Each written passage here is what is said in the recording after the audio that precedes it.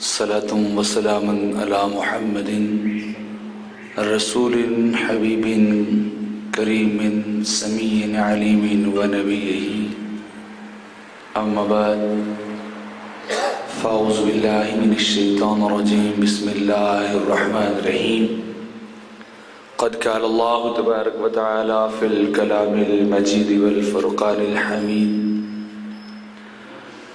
أقم الصلاة لذكري صدق الله العظيم وبلغنا رسوله النبي الكريم ونحن على ذلك لمن الشاهدين والشاكرين مولاي صل وسلم دائما أبدا على حبيبك خير الخلق كلهم محمد سيد الكونين والثقلين والفریقین من عرب ومن عجمین. ہزار بار بشویم دہن ز مشک و گلاب ہنوز نامت و گفتن کمال بی ادبیست. حمد و صلاة کے بعد آباب زی وقار اللہ رب العزت مال کے جل وعلا کھلا رہے بھیب کتاب قرآن مجید فرقان حمید کا مختصر حصہ تلاوت کرنے کا شرف عظیم حاصل کیا. میں دعا گو ہوں رب کائنات کے دربار گوہربار کے اندر کہ رب ذوالجلال کما حقہ بیان کرنے کی توفیق عطا فرمائے اور مالک عظیم ہمیں اپنی بارگاہ میں ہی 5 وقت جھکنے کی توفیق بھی عطا فرمائے. اللہ رب العزت مال کے جل وعلا نے ارشاد فرمایا اقیم الصلاۃ لذکری کہ نماز کو میرے ذکر کی وجہ سے قائم کر. اقیم الصلاۃ اے بندے تو نماز کو قائم کر. باری تعالیٰ کس لیے فرمایا لذکری میری یاد کے لیے. جب تو مجھے یاد کرنا چاہے تو پھر سب سے بڑا طریقہ میری یاد کا یہ ہے کہ تو نماز کو پڑھنے لگ جا. نماز کو قائم کر لے. میری ذکر کا میری یاد کا سب سے بڑا ذریعہ جو میں تمہیں خود بتا رہا ہوں وہ نماز ہے. قرآن مجید فرقان حمید کے اندر اللہ رب العزت نے جا بجا اپنے ذکر اپنی یاد کا تذکرہ فرمایا. رب کائنات فرماتا فاذکرونی تم مجھے یاد کرو. اور بھی کی جگہ پہ فرمایا واذکر ربک فی نفسک دل میں رب کو یاد کیا کر. تضرعا وخفیہ کبھی اس کو اونچی آواز میں یاد کر کبھی اس کو خفیہ انداز میں یاد کر. تو جا بجا قرآن کے اندر مالک کائنات نے اپنی یاد اپنے ذکر و فکر کا تذکرہ فرمایا ہے کہ مجھے یاد کیا کرو. اور یہاں وہ خود بیان کر رہا ہے کہ اقم الصلاۃ لذکری اگر یاد کرنا ہے تو پھر نماز کو قائم کرنا ہے. نماز کو ادا کرنا ہے. تو اللہ کی یاد کے لیے بندہ نماز کو ادا بھی کرتا ہے نماز کو قائم بھی کر لیتا ہے. میرے کریم آقا علیہ الصلوۃ والسلام فرماتے ہیں من احب شیئا فاکثر ذکرہ کہ بندے کو جب جس چیز سے پیار ہو جائے جس سے محبت ہو جائے جس کے ساتھ انسان کو عشق ہو جائے. یہ الگ بات ہے کہ کسی کا عشق کسی سے کوئی مال و دولت کے عشق میں مجنو بنا پھرتا ہے کوئی جاہ و جلال کا طالب بنا پھرتا ہے کوئی دنیا کے عیش و عشرت کے پیچھے بھاگتا پھر رہا ہے کوئی انسان ڈور ڈنگروں کے پیچھے دوڑتا پھر رہا ہے کوئی چاہتا ہے مجھے بڑا منصب مل جائے. جب وہ ایک چیز کا خیال اپنے دل کے اندر بسا لیتا ہے اس سے محبت کرنے لگ جاتا ہے کوئی حسن کا طالب عورت کا طالب ہو جاتا ہے تو پھر وہ بندہ باقی ہر چیز بھول جاتا ہے بس اسی خیال میں لگا رہتا ہے اسی ذکر و فکر میں لگا رہتا ہے. سوتا ہے تو خواب اسی کے آتے ہیں، اگر جاگتا ہے تو خیال بھی اسی کے آتے ہیں، اگر کھا پی رہا ہے تو بیٹھا کہیں ہے، کام کوئی کر رہا ہوتا ہے، تصورات اس کی طرف گئے ہوتے ہیں، تصورات اس طرف گئے چلے جاتے ہیں، بیٹھ جائیں۔ تصورات انسان کے، خیالات انسان کے، ذہن انسان کا، قلب انسان کا، جس سے انسان محبت کرتا ہے اس کی طرف لگا رہتا ہے۔ ہتھ کار ول دل یار ول، کہ انسان کا ظاہر کہیں ہوتا ہے، باطن کہیں ہوتا ہے، تو جس کو جس سے پیار ہوتا ہے وہ اس کے ذکر میں لگا رہتا ہے۔ اور بندہ مومن تو وہ ہے جسے ان فانی چیزوں سے پیار نہیں ہوتا، اسے اس باقی سے پیار ہوتا ہے۔ والذین آمنوا اشد حبا للہ، باری تعالیٰ خود ارشاد فرماتا ہے، مالک کی کائنات مومنوں کا وصف بیان کر رہا ہے، ان کی تعریف اور ان کی زندگی کو بیان کر رہا ہے۔ والذین آمنوا اشد حبا للہ، ایمان والے اللہ سے صرف محبت نہیں کرتے، اللہ سے پیار کرتے ہیں، اللہ سے عشق کرتے ہیں، صرف محبت نہیں ہے۔ اشہد کا لفظ فرمایا حبن کے اوپر، صرف حبن ہوتا تو مطلب یہ تھا کہ مومن اس سے محبت کرتے ہیں، اس سے پیار کرتے ہیں، تو فرمایا محبت نہیں کرتے، نہ فقط پیار کرتے ہیں، فرمایا اشد محبت کرتے ہیں، اتنی محبت کرتے ہیں کہ جہاں محبت کا اختتام ہوتا ہے مومنوں کا وہاں رب سے عشق شروع ہوتا ہے۔ وہ اپنے رب سے عشق کرتے ہیں، اپنے رب سے عشق، کیونکہ حب کے اوپر اشد کا لفظ تفضیلیہ کلمہ ہے۔ فرمایا ہر چیز سے بڑھ کر، ہر شے سے بڑھ کر، دنیا و معافی سے، دنیا کی ساری نعمتوں سے، ہر چیز سے بڑھ کر محبت اور عشق بندہ مومن کو اپنے کریم رب سے ہوتا ہے، وہ اس کے عشق میں سرگرداں رہتا ہے۔ تو میں نے کہا کہ جب عشق، جس سے محبت ہو بندہ اس کے ذکر و فکر میں لگا رہتا ہے، اور جسے مولا سے محبت ہو وہ ہر چیز چھوڑتا ہے، بس مولا کی نماز میں لگا رہتا ہے، وہ اللہ کی یاد میں لگا رہتا ہے، رب کائنات کی یاد میں لگا رہتا ہے، اس کے ذکر و فکر میں لگا رہتا ہے، اور منتظر ہوتا رہتا ہے کہ ابھی ایک حاضری تو دے کے آیا ہوں، نہ جانے دوسری کا ٹائم کب آئے گا، دوسری کا بلاوا مجھے کب آئے گا، اور دوسری حاضری اور دوسری بار جانے کے لیے نہ جانے کب وقت آئے گا۔ اس کی کان اور سماعت اس کی وہ اذان کے جملوں کی طرف لگی رہتی ہے کہ نہ جانے کب مؤذن اذان دے میں رب کے پاس پھر چلا جاؤں، اپنے مولا کے پاس پھر چلا جاؤں۔ تو وہ منتظر رہتا ہے، کیوں؟ وہ بظاہر دنیا میں ہے، دل اس کا مولا کی یاد میں ہے، وہ اللہ سے محبت جو کرتا ہے۔ ادھر مؤذن کی اذان آتی ہے، اللہ اکبر،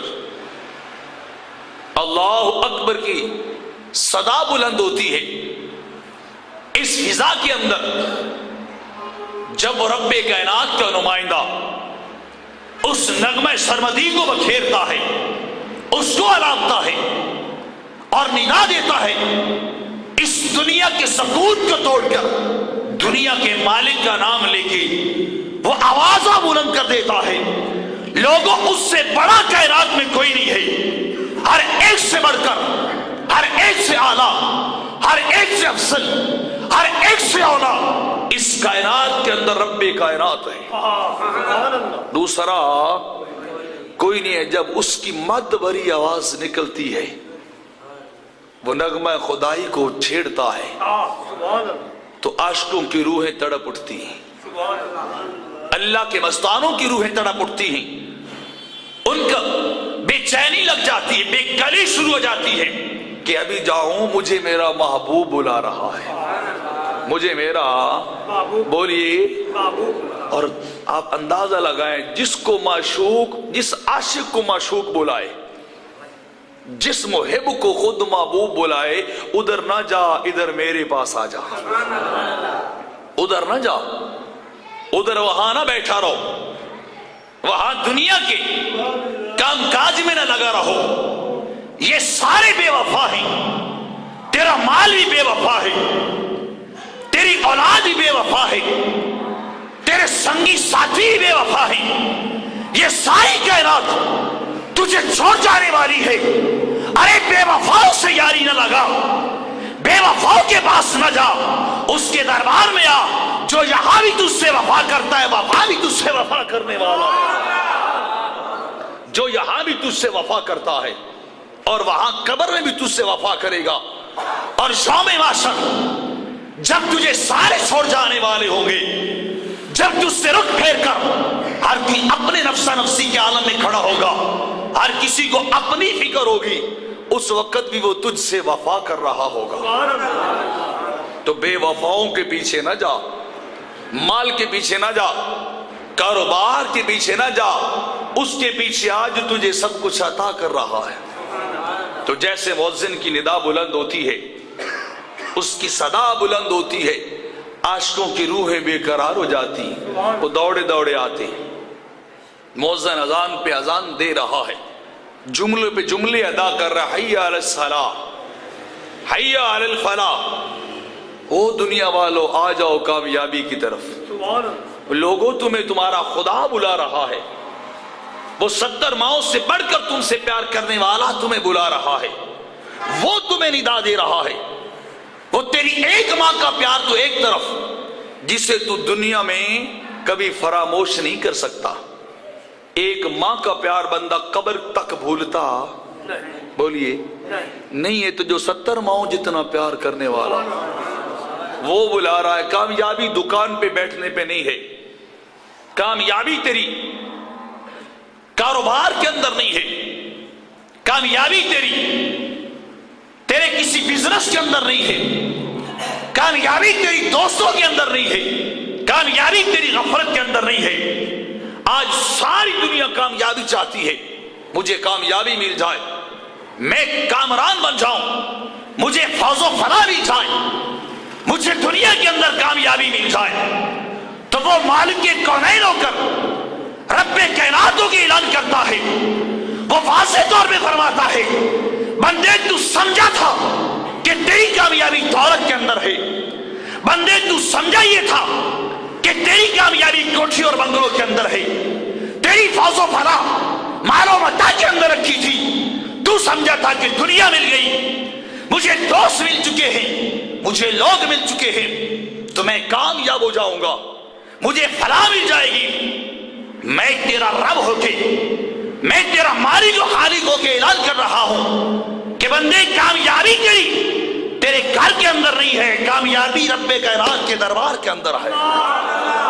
فرمایا کامیابی ادھر نہیں ہے, کامیابی رب کائنات نے ادھر رکھ چھوڑی ہے کہ جب تو ہر چیز کو چھوڑ کر اپنے رب کے دربار کی طرف آتا ہے, اللہ کی بارگاہ میں کی طرف آتا ہے, اس کے دربار میں چلا آتا ہے, وہ کامیابیاں تیرے نام پہ وار دیتا ہے, وہ کامیابیاں تجھے عطا کر دیتا. بندے میری طرف چل کے تو دیکھ صحیح, میری طرف قدم اٹھا کے تو دیکھ, کامیابیاں خود دوڑیں گی, تیرا استقبال کریں گی, فوز و فلاح چل کے تیرے قدم چومے گی, مال و دولت تیرے پیچھے دوڑنے والا ہوگا. دنیا کی عزت و آبرو, دنیا کا چاہو جلال بھی رب کائنات تیرے نام پہ وارتا جائے گا, اور ایک مقام کی کامیابی نہیں دے گا, دنیا کی کامیابی نہیں. فرمایا یہاں بھی کامیابی ہے, وہاں بھی کامیابی ہے. کامیابی ادھر نہیں جدھر تم سمجھے تھے, فوز و فلاح اس جگہ میں نہیں تھی, یاروں کی معافی کے اندر نہ تھا, یہ سب کچھ یہ بے وفا دنیا کے اندر نہ تھا. آج تیرے پاس دنیا ہے تو کل ختم ہو جائے گی, آج تیرے پاس حسن ہے تو چند سالوں کے بعد تیری جوانی ڈھل جائے گی, کوئی نگاہ اٹھا کے تیری طرف دیکھنا بھی پسند نہیں کرے گا. تو تو نے سمجھا تھا کامیابی ادھر ہے, فرمایا کامیابی ادھر نہیں, کامیابی رب کی بارگاہ میں ہے. تو جب وہ مؤذن ندا دیتا ہے حی علی الفلاح, فلاح کی طرف چلے آؤ, دوڑے آؤ کامیابی کی طرف, ساری عمر گزر جاتی ہے، کامیابی نہیں ملتی، اس کے دربار میں آتا ہے بندہ، چند قدم چلتا ہے، وہ کامیابیاں خود دوڑی چلی آتی ہیں، عزت بھی اسے مل جاتی ہے، تقویٰ بھی اسے مل جاتا ہے، دنیا کی دولتیں اس کے پیچھے دوڑنے لگ جاتی ہیں، جو اللہ کے پیچھے دوڑنے لگ جاتا ہے، جو اللہ کی طرف چلنے لگ جاتا ہے۔ اور بندہ پھر جب چلتا ہے، یہ میں نے شروع کیا تھا کہ نماز رب کی یاد کا ذریعہ ہے، رب کی محبت کا سب سے بڑا عملی مظاہرہ وہ نماز ہے، جو احادیث کے اندر بھی آیا ہے، قرآن کے اندر رب کائنات فرماتا ہے اقیم الصلاۃ، نماز کو قائم کرنا، ولا تکونوا من المشرکین، فرمایا مشرکوں کی طرح نہ ہو جانا، جیسے وہ رب کو سجدہ نہیں کرتے تم بھی نہ کرنے والے، لا تکونوا من المشرکین، اس طریقے پہ چل جو مومن کا طریقہ ہے۔ باری تعالیٰ وہ مومن کا طریقہ کیا ہے؟ فرمایا اقیم الصلاۃ، مومن نماز کو قائم کرتے، یقیمون الصلاۃ، وہ نماز کو ادا کرتے ہیں، وہ نماز کو قائم کرتے ہیں، وہ دوڑے چلے آتے ہیں، اللہ کی بارگاہ میں جھک جاتے ہیں، اللہ کے دربار میں اپنی جبین نیاز کو جھکا دیتے ہیں۔ وَلَا تَكُونُوا مِنَ الْمُشْرِكِينَ، رب کے منکروں کی طرح نہ بن جا، رب کے شریک ٹھہرانے والوں کی طرح نہ بن، جیسے وہ رب کی بارگاہ میں نہیں جھکتے اور تو کلمہ پڑھ کے نہیں جھکتا، تجھ میں اور ان میں فرق نہیں ہے۔ میرے کریم آقا علیہ الصلوۃ والسلام فرماتے ہیں بندے کے کفر اور ایمان کے درمیان وجہ فرق نماز ہے۔ کون سی چیزیں بولیے؟ نماز ایمان والوں کا طریقہ ہے، نماز رب کو ماننے والوں کا طریقہ ہے، اللہ کی وحدانیت کے اقرار کرنے والوں کا انداز اس کی بارگاہ میں جھک جانا ہے۔ فرمایا جو نہیں جھکتا اس کا طریق مشرکوں جیسا ہے، اس کا انداز حیات، اس کا بود و باش، اس کی زندگی اس طرح کی ہے جس طرح مشرکوں کی ہے کہ وہ بھی رب کی بارگاہ میں جھکتے نہیں ہے، اور بندہ مومن بھی جھکتا نہیں ہے۔ فرمایا پکا مومن ایماندار وہ ہے جو رب کی بارگاہ میں جھکنے والا ہے، اللہ کو سجدہ کرنے والا ہے۔ تو فرمایا لا تکونوا من المشرکین، مشرکوں سے ان کے طریقے کی پہ نہ چل، ان کی طرح نہ بن جا کہ نہ وہ رب کو سجدہ کرتے ہیں نہ تو کلمہ پڑھ کے سجدہ کرتا ہے۔ تو پتہ چلا نماز پڑھنا مومنوں کا طریقہ ہے، نہ پڑھنا، رب کو سجدہ نہ کرنا رب کے مشرکوں کا، انکاریوں کا طریقہ ہے۔ تو جو نماز کو ادا کرتا ہے جب وہ نماز کی طرف چلتا ہے، اور یہ نماز کیا ہے، چند باتیں آج آپ سے یہ بتانی کہ بندہ جب سب کچھ چھوڑ چھاڑ کر، اپنی ہر ذمہ داری، اپنا ہر دھندا دنیا کا چھوڑ کر بندہ جب رب کائنات کی طرف چل پڑتا ہے، تو میرے کریم آقا علیہ الصلوۃ والسلام فرماتے ہیں بندہ ایک قدم اٹھاتا ہے، باری تعالیٰ اس کا ایک گناہ مٹا دیتا ہے۔ یہ ملاقات محبت ہے، نماز رب کی ملاقات ہے، نماز رب کی ملاقات ہے۔ بندہ جب سب کچھ ذمہ داریاں چھوڑ کے چل پڑتا ہے رب کی بارگاہ کی طرف، اپنے رب کی طرف جب بندہ چلتا ہے، اس کی رحمت اپنے ہاتھ کھول کے کھڑی ہوتی ہے، اس کا دریائے کرم ٹھاٹھے مار رہا ہوتا ہے، بندے تو نے ہر چیز کو بلایا، ہر چیز کو چھوڑا اور چھوڑ کے تو میری طرف چلا، اب قدم تو اٹھاتا جائے گا، گناہ میں مٹاتا جاؤں گا۔ نعرہ تکبیر، اللہ اکبر، نعرہ رسالت، نعرہ حیدری، اللہ محمد چار یار، حاجی خواجہ قطب فرید۔ قدم اٹھانا تیرا کام ہے، چل کے آنا تیرا کام ہے، تیرے درجے بلند کرنا میں رب کائنات کا کام ہے۔ وہ ہر قدم کے بدلے ایک گناہ مٹا دیتا ہے، ہر قدم کے بدلے جو قدم نماز کی طرف اٹھتا ہے، اللہ کی محبت کی طرف اٹھتا ہے، اللہ کے پیار کی طرف اٹھتا ہے، اللہ کی مناجات اور ملاقات کی طرف اٹھتا ہے، فرمایا ایک قدم اٹھتا ہے، رب کائنات ایک گناہ ختم کر دیتا ہے اور اس بندے کا ایک درجہ بلند کر دیتا ہے، ایک درجہ بلند کرتا ہے۔ میرے کریم آقا علیہ الصلوۃ والسلام روایت کو نقل کرتے ہیں، باری تعالیٰ کی طرف جب بندہ چلتا ہے، رب کی طرف، بندہ ایک قدم چلتا ہے وہ 10 قدم قریب آ جاتا ہے، وہ 10 قدم قریب آتا ہے۔ بندہ ایک بالشت اللہ کی طرف چلتا ہے، ایک بالشت کا فاصلہ جب انسان رب کی طرف چلتا ہے، اس کی بارگاہ کی طرف آتا ہے، اس کے محبت اور اس کے پیار کے اندر، اس کے عشق کے اندر، جب وہ ہر ذمہ داری کو چھوڑ کر اللہ کی طرف ایک بالش چلتا ہے، رب کائنات فرماتا ہے وہ ایک بالش چلتا ہے، میں 1 گز چل کے بندے کے قریب آ جاتا ہوں۔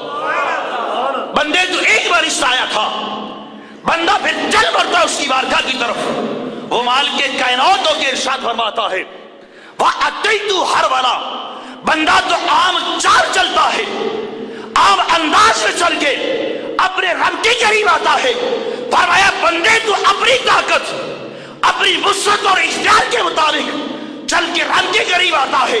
فرمایا تو چلتا ہے اتیت حروالا، مالک کونین کہتا ہے وہ میں چل کے نہیں آتا، میں توڑ کے بندے کے قریب آ جاتا ہوں۔ بندے تیری اوقات چلنا تھی، تو اتنا قریب آتا ہے میرے قریب، تو چلنے لگ گیا تھا، میں مالک ہو کے اپنی قدرت کے مطابق دوڑ کے تیرے پاس آ گیا ہوں، میں تیری طرف چل کے آ رہا ہوں۔ وہ ادھر قدم اٹھاتا ہے، وہ ادھر قدم اٹھاتا ہے، یہ ادھر اس کو یاد کرتا ہے، وہ بندے کو ادھر یاد کر لیتا ہے، یہ یہاں سے چلتا ہے، اس کے قدم روئے زمین پہ اٹھتے ہیں، اس کی رحمت اور قدرت کے قدم وہاں سے چل پڑتے ہیں۔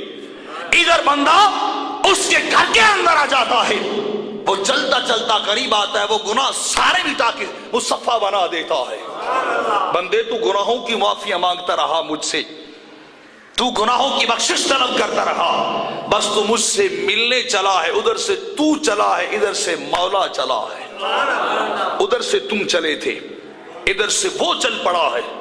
اور دوسری حدیث پاک میں آتا ہے کہ گناہ، ایک تو گناہ مٹ جاتے ہی درجہ بلند ہو جاتا ہے، اور ہر قدم کے بدلے رب کائنات 10 نیکیاں عطا کر دیتا ہے۔ 10 نیکیاں بندے کو عطا کر دی جاتی، ایک ایک قدم کے بدلے، ایک ایک سٹیپ کے بدلے میں رب کائنات اتنا کچھ عطا کر دیتا ہے۔ اور ہم تو اس نماز کو فرض قرض سمجھے تھے، کبھی یا اس کی محبت میں اور عشق میں سرشاروں کے قدم اٹھا کے دیکھ، اس کو قرض نہ سمجھ، اس کو فرض بھی نہ سمجھ، اس کو ذمہ داری اور بوجھ بھی نہ سمجھ۔